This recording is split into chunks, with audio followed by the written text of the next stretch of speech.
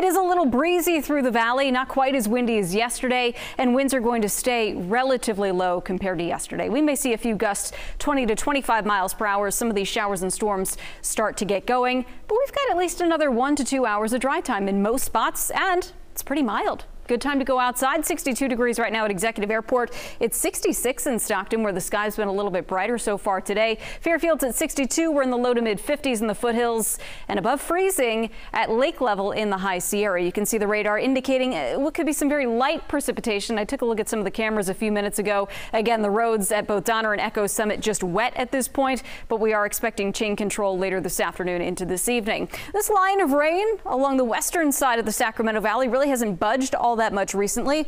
Also some good soaking rain and a couple of thunderstorms getting ready to move into San Francisco. This isn't necessarily headed Sacramento's way, but watch what happens here.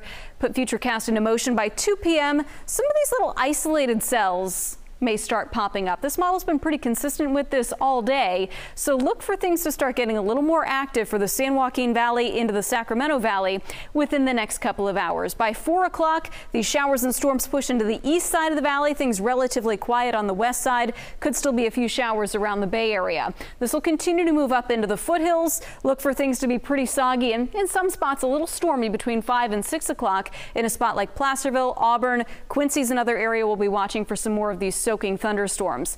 Biggest threat with these storms is going to be the isolated downpours, and there could be some small hail. These storms do not look as strong as what we saw yesterday, at least in some spots.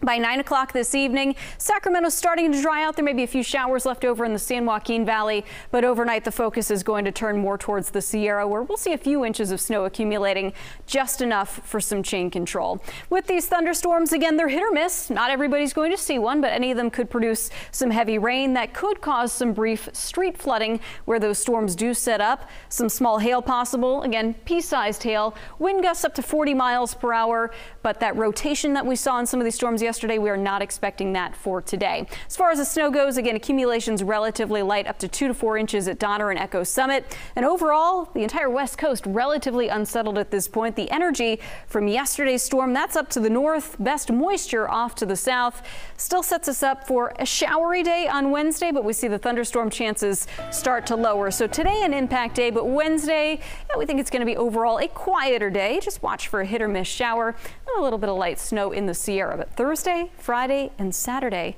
look like 3 really nice days. Look at that, mid to upper 60s. Yeah. Sunshine. Could be some areas of valley fog in the morning, but it'll be nice to be quiet for a bit. It will be nice to have a little bit of quiet. Thank you.